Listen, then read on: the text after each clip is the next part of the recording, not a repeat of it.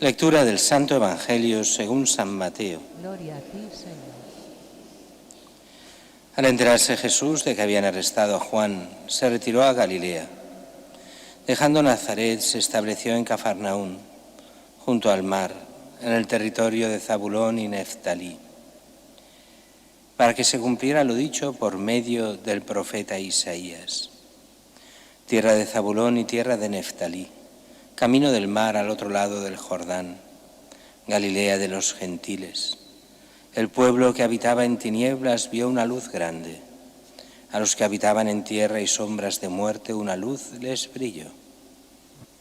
Desde entonces comenzó Jesús a predicar diciendo: convertíos, porque está cerca el reino de los cielos. Paseando junto al mar de Galilea vio 2 hermanos, a Simón llamado Pedro y a Andrés, que estaban echando la red en el mar, pues eran pescadores. Les dijo: venid en pos de mí y os haré pescadores de hombres. Inmediatamente dejaron las redes y lo siguieron. Y pasando adelante vio a otros 2 hermanos, a Santiago, hijo de Zebedeo, y a Juan, su hermano, que estaban en la barca repasando las redes con Zebedeo, su padre, y los llamó. Inmediatamente dejaron la barca y a su padre y lo siguieron. Jesús recorría toda Galilea enseñando en sus sinagogas, proclamando el evangelio del reino y curando toda enfermedad y toda dolencia en el pueblo. Palabra del Señor. Gloria a ti, Señor Jesús.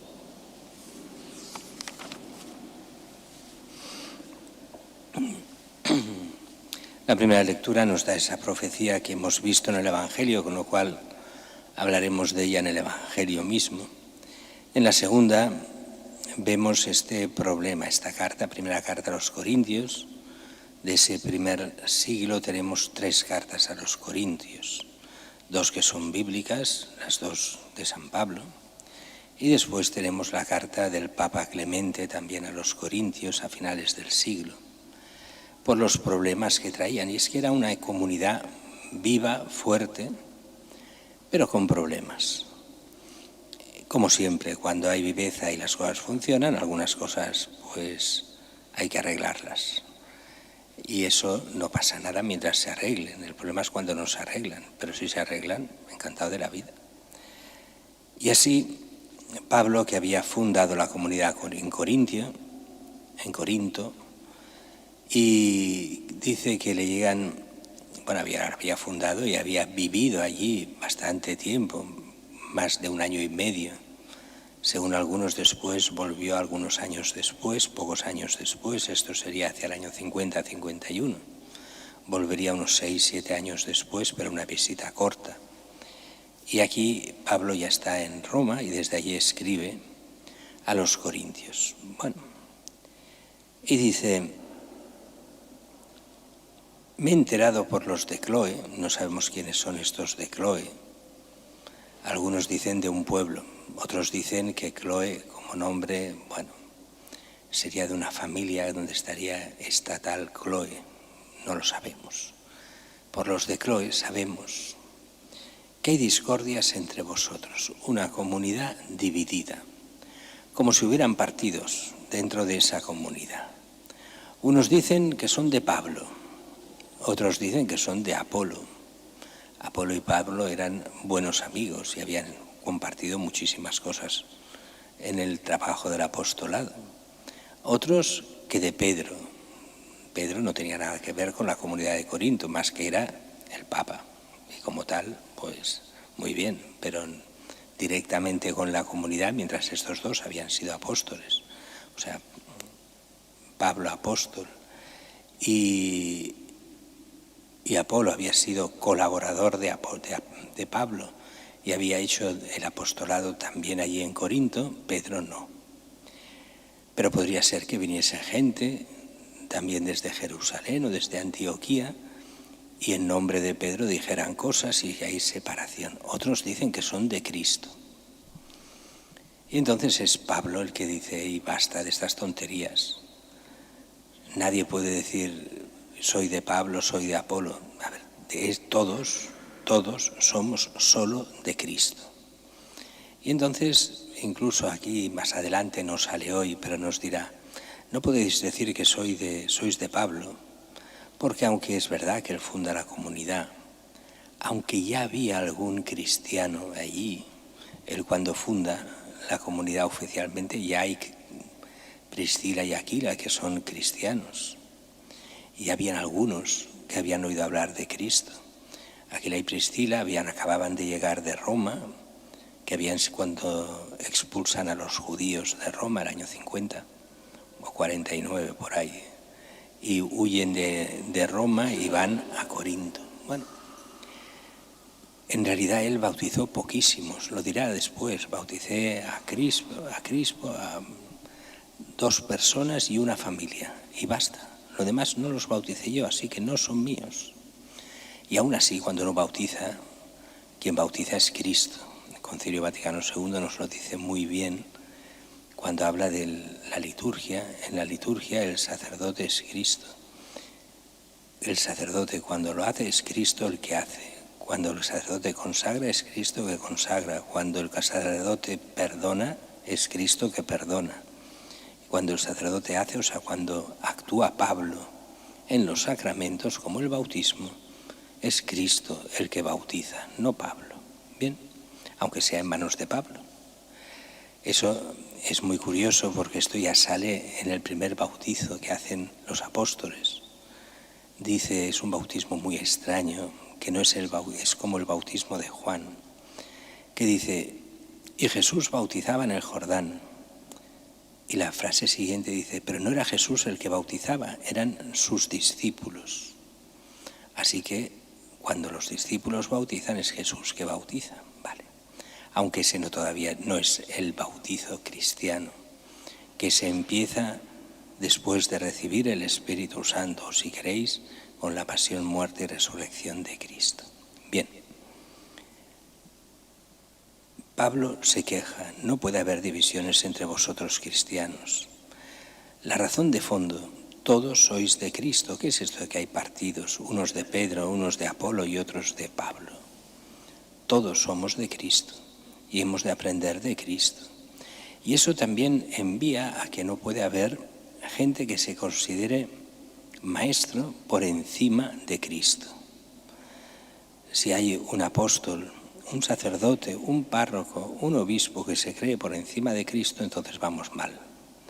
Cuando algunos, y esto a veces se ve, se creen que han descubierto lo que no se había descubierto en 2000 años, y ellos sí que han entendido verdaderamente el Evangelio, y así que ahora pueden realmente explicarlo lo que no se había entendido en 2000 años, eso no son cristianos, es una secta. Y hay algunos que van así.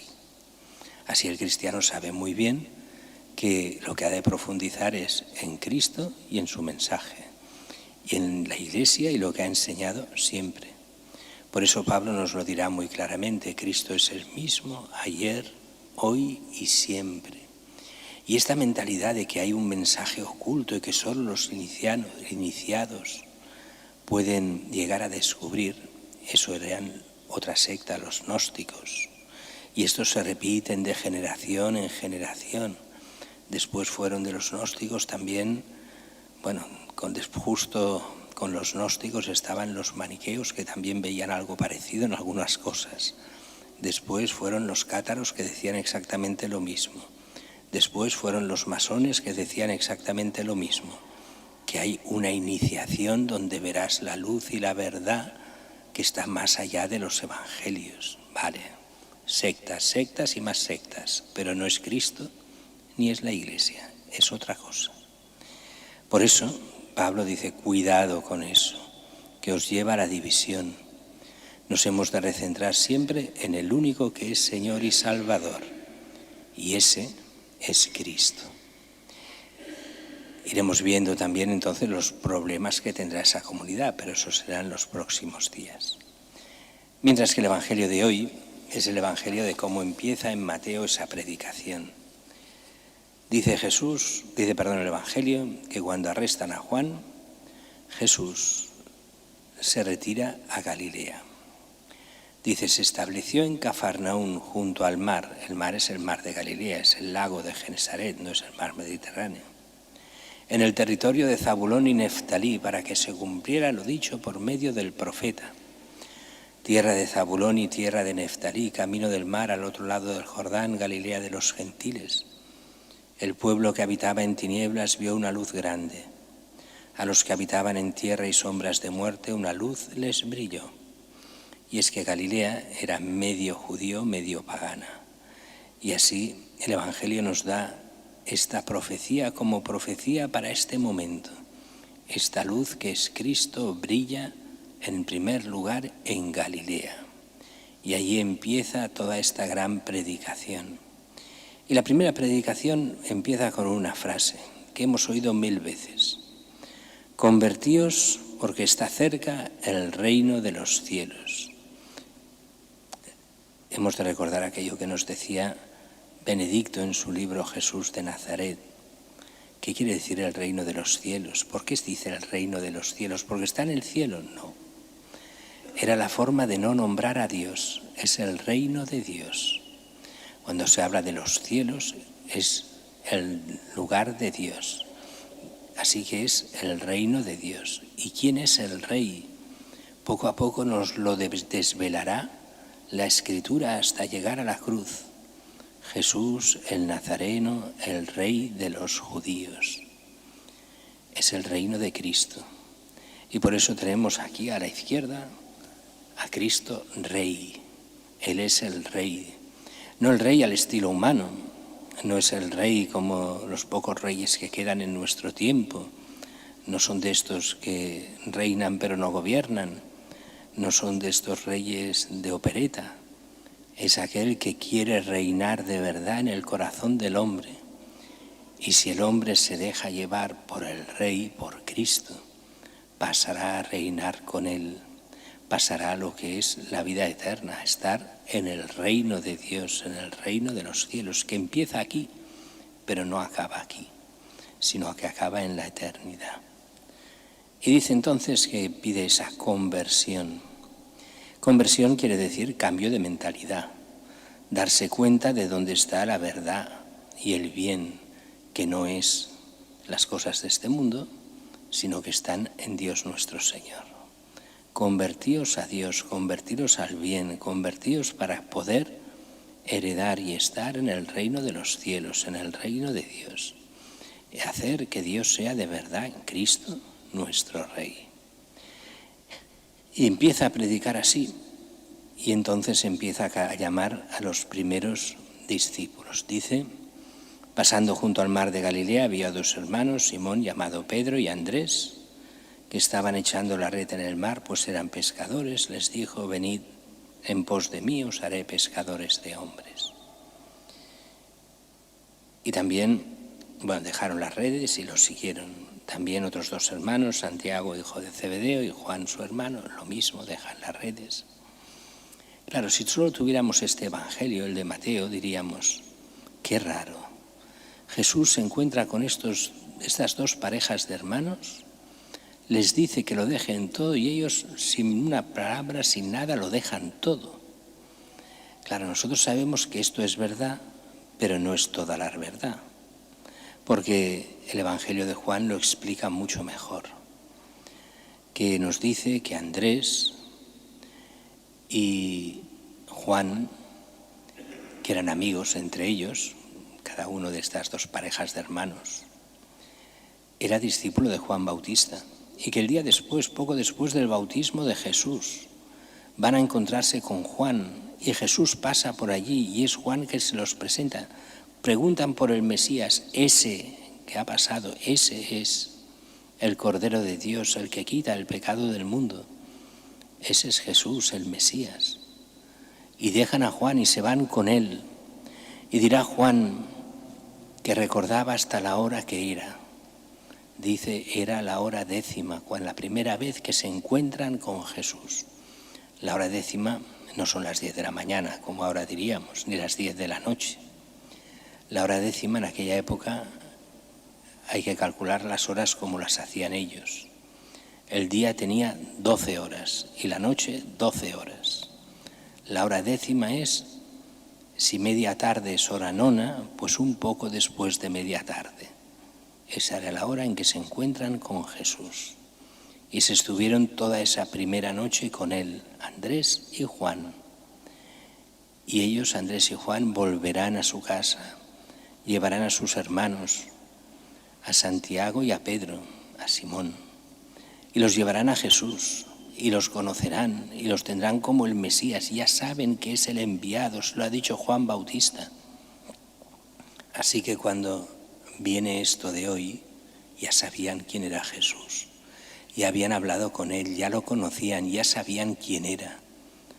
Así que en el momento que él da la invitación, dejadlo todo, venid conmigo, así lo hacen. Y dejan a sus padres, dejan la barca, dejan todo y se van con Jesús. Ese es el inicio de los apóstoles. Enseguida se irán añadiendo otros hasta llegar a los 12 y empezará esta iglesia con esa doble misión. Por una parte, Jesús que forma a sus apóstoles.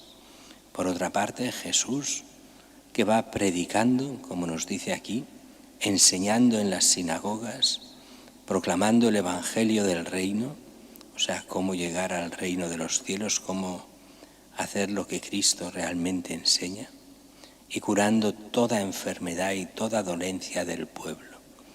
Esa es lo primero que hace, enseñar. Pero los evangelios son curiosos, sobre todo el Evangelio de Marcos, el más antiguo. Tardará mucho en enseñar, muchos capítulos. Dice que enseña y no nos dice lo que enseña. Y entonces primero nos enseñará a entender quién es este Jesús.